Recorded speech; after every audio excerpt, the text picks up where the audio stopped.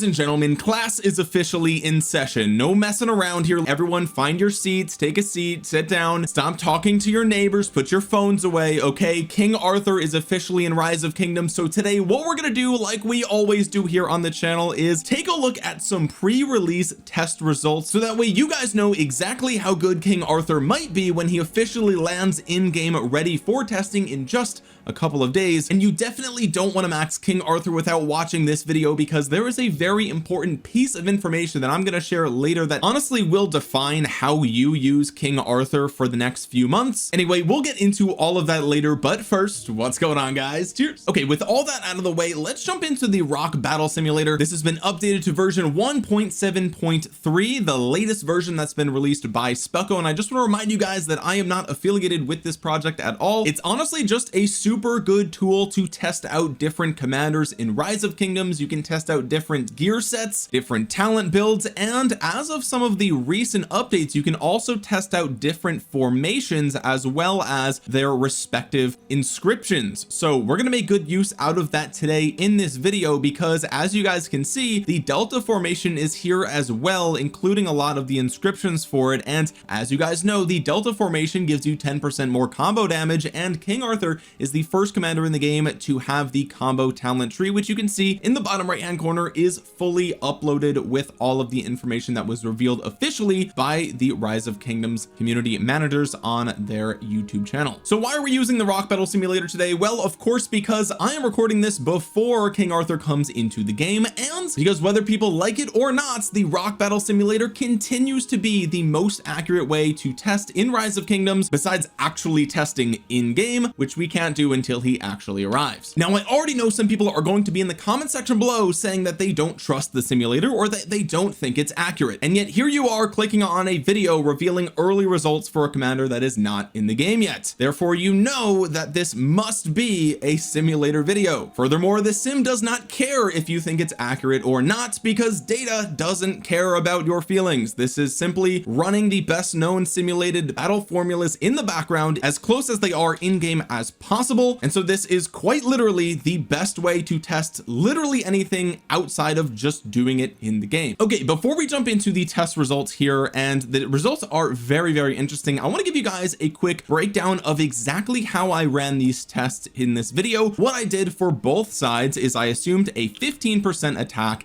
a 15% defense, and an 8% health buff across both armies, depending on whether they were skill damage or normal damage related. If they were normal damage related, I actually gave them 13% health, and if they were skill damage related, I left this at 8 and gave them 5% skill damage. What is the difference here? The difference is your city skin theme, as it states right here. Obviously, a commander pairing that doesn't do skill damage is not going to run a 5% skill damage city skin, Twilight Falls, and so they'll probably opt for a 5% health buff from their city skin, and that's why I flipped back and forth depending on if we were doing skill or normal damage related things like combo damage or smite damage, for example. I also chose Ottoman Empire for all commander pairs where this was relevant, aka all commander pairs that deal skill damage, and for all commander pairs that dealt smite damage or combo damage or something else. Infantry, we did obviously France, because that makes the most sense, and for combo damage we did a combination of either France or Byzantium. Really, there's not like a great civilization for combo attack damage calves right now, so we'll just have to wait and see. I will say though, the difference between Byzantium and France, even though one has a special unit, the other one has a better health buff, it was kind of negligible, to be honest with you guys, so just letting you know there. I also assumed both armies on both sides were VIP 17 to 18. I also assumed that we were in KVK, which gives you 40% all damage, and I assumed both sides had an average of 30% attack from their crystal tech. Of course, you can have higher or lower depending on your activity level and spend level in KVK. I also assumed that we had 6 attack, 6 defense, and 12 health iconic stats across the board, and I assumed all legendary pieces, including a legendary ring and a legendary horn, unless it was a commander pairing like with Liu Jie, for example, that did not need the horn, in which case we went with the greatest glory. Again, where it was relevant, I went ahead and used a formation that was for that specific commander pairing. So for most commander pairs in this video, we used the wedge formation with the hunter inscription, but when we were testing the Delta formation later in the video we used Thrasher, and when we had Liu Che William Wallace in the video we used Destructive. Okay, I did not add any more of these different inscriptions because I know a lot of people do not have the legendary inscriptions in the other slots, and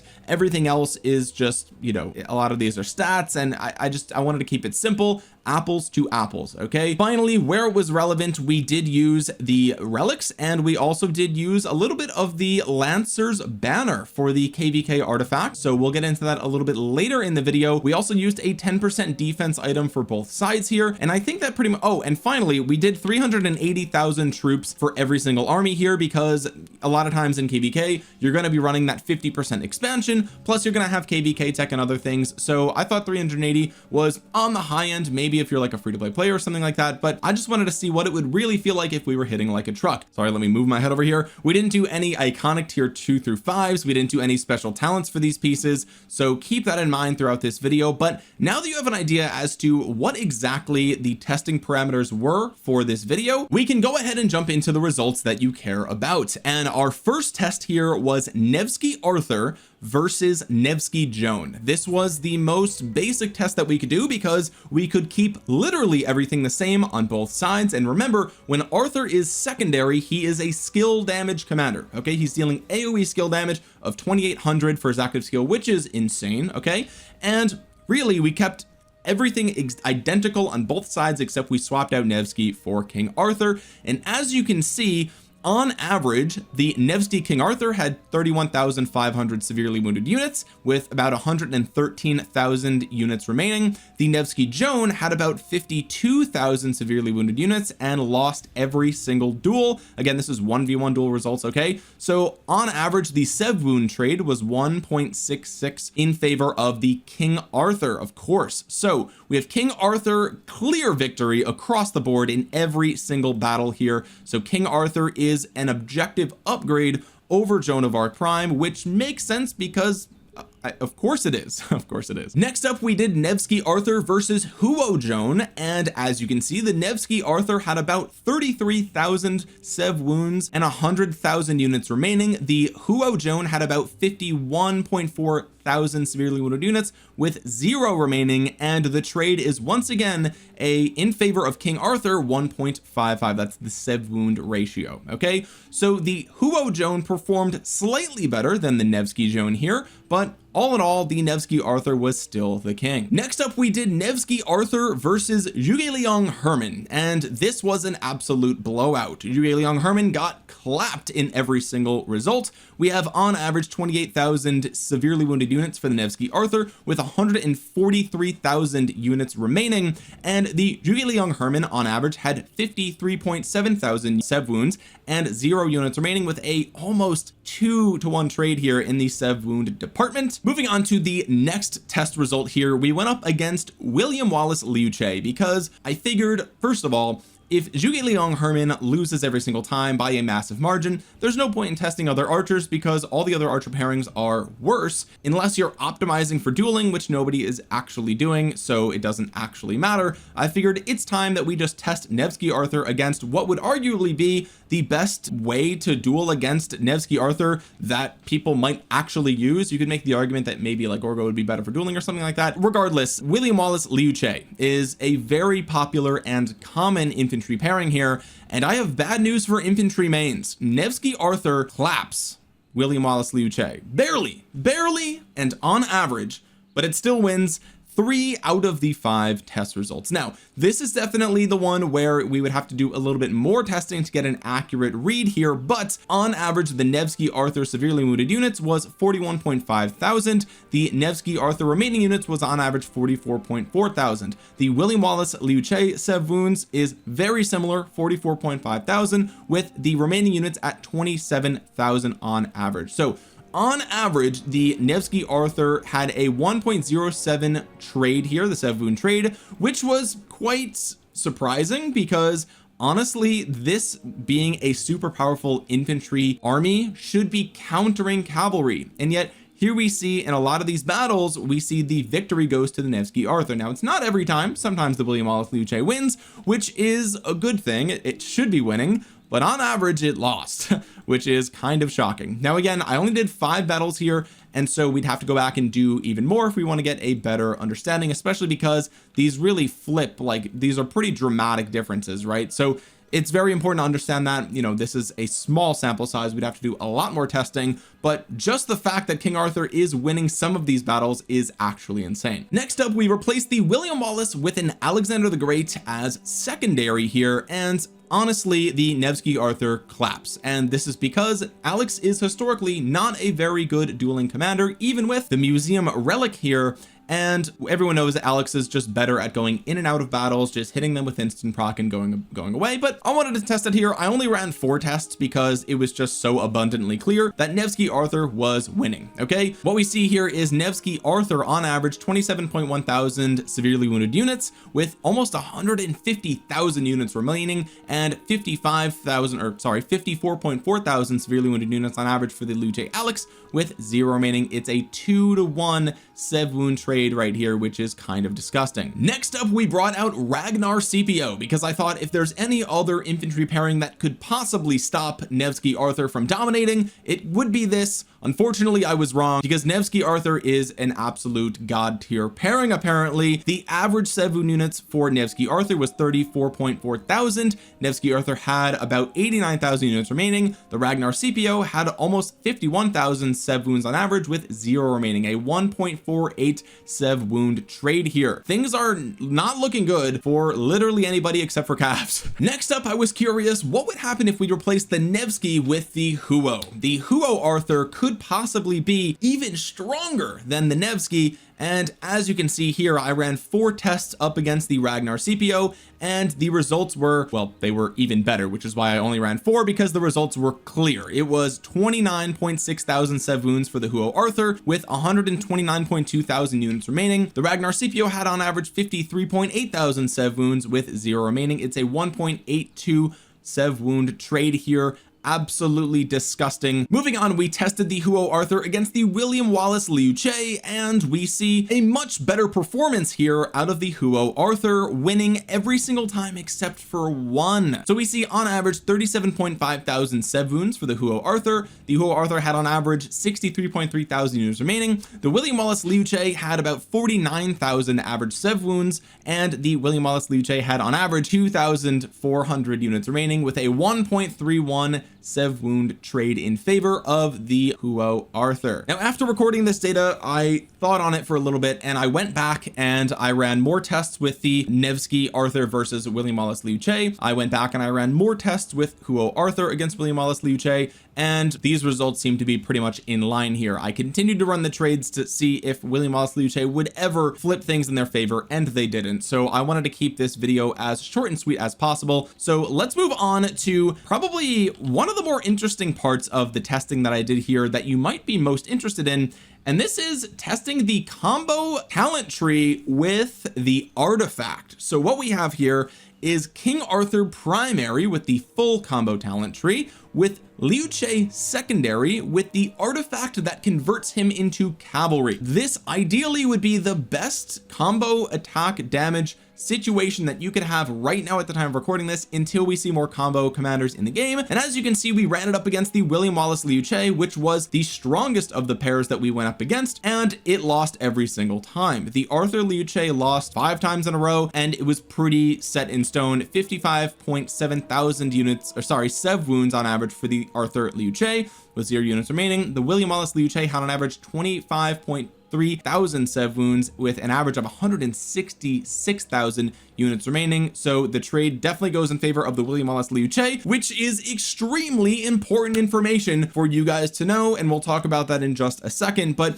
I do just want to say that I also tested King Arthur as secondary to Joan of Arc Prime. I tested him as secondary with Zhang Yu. I tested him as secondary to Justinian. I tested him as primary with Attila. I tested him as primary with Takeda. I tested him as primary with Philip, and I tested him even as secondary behind Ragnar Prime with the artifact that converts King Arthur into infantry to do skill damage, and all of those tests were much worse. Okay, they were much worse, which means, and look, I know that I'm kind of saying trust me bro, but you could literally just get the sim for yourself and test it. I showed you guys exactly what I did. I don't want to make this video super long because the result is extremely clear. King Arthur is arguably the strongest commander in the game right now when you use him as a skill damage commander. We saw, as with Nevsky King Arthur and with Huo King Arthur, that it was even beating some of the strongest infantry pairs in the game. All other testing that I tried, putting King Arthur with somebody else, just wasn't even close.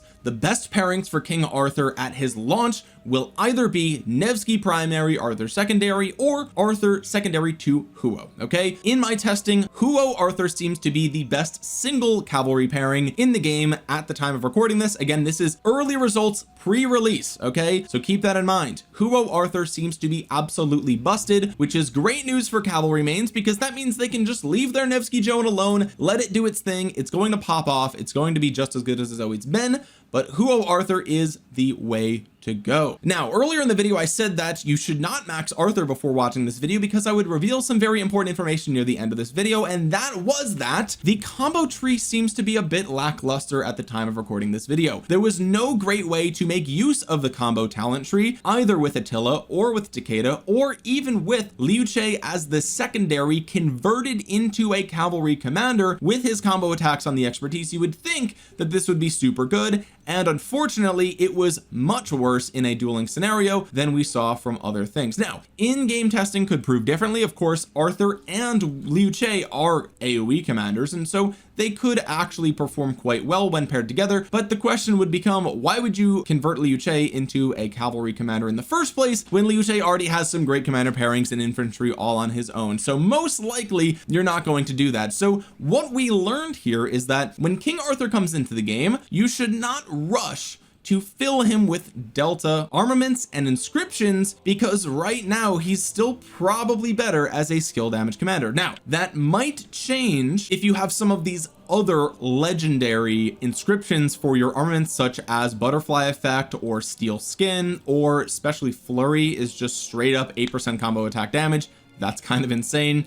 So if you are a Giga Chad Mega Whale, okay, this is for you. If you're going to go all in on the Delta formation, understand that you're doing so for the future of Cavs and not for Cavs right now, most likely. Again, this is early pre-release results, so we can't say for sure, but given the massive disparity in performance of skill damage King Arthur versus combo attack damage King Arthur, it seems to be the case that in the future the Delta formation will probably be great for King Arthur when he has a good pairing for that. And at the time of recording this video, we don't know if the upcoming other cavalry commander will also be combo attack damage or not. I suspect it will be, but the question then becomes, will it even be good in the open field? It's just too early to say, and therefore I would say that you don't have to get the Delta formation right now. You don't have to get legendary inscriptions for Delta formation for Cavs right now, but in the future you probably will. I would say my bet is that the cavalry commanders will go all in on Delta formation and combo attack damage in the coming months and years in Rise of Kingdoms, but at the time of launching for King Arthur, it's great news that you do not need to go all in on Delta formation to make him powerful, because he just seems better as a secondary doing skill damage, which is very exciting news because that makes him super usable right out of the box. Right out of the gate, he will be swinging and hitting like an absolute truck here. Okay, a 3 target 2800 AoE damage factor is insane. Everything on his kit is busted, and so I just want you guys to know that King Arthur, while he is a combo damage commander at launch, he probably shouldn't be and won't be used as such, and later down the line he probably will be used as a combo damage commander. So keep that in mind. Great news, because a lot of you guys probably don't want to start switching over to Delta just yet, but I'm going to keep this video relatively short and sweet. I think Arthur is arguably the strongest commander in the game. I think the data here supports that. Cavs are literally beating some of the strongest infantry pairings in the game, which should not be happening. Okay, quite frankly, Cav mains spent the last year complaining about how bad Cavs were, even though they were only slightly worse than the other commander pairings, and now they have King Arthur, which arguably makes them one of the best unit types to be mained in. So this is exciting stuff here, you guys, and we are starting 2025 off with an absolute bang. I'm curious to know what the rest of the commanders will be this year, and if they will be able to even compete with King Arthur, because he's got speed, he's got AoE, he's got damage of multiple types. he can be, I mean, King Arthur is arguably the best commander in the game, and I'm very excited to see what the official test results will be once he lands in game. But as always, I think that this is a very good insight into King Arthur before he's launched, and truthfully I am not surprised. If you take one quick look at his kit, you'll understand that he is an absolute giga chad. So I expected this performance, but he's even a little bit better than I thought. I thought William Wallace with Liu Che would at least put up a fight, but in 1v1 test results it doesn't seem to be the case. Now you might be saying, Omni, you didn't do any, multi-unit testing where you could do, 5v1 or 1v5, and the answer is, yeah, that's true.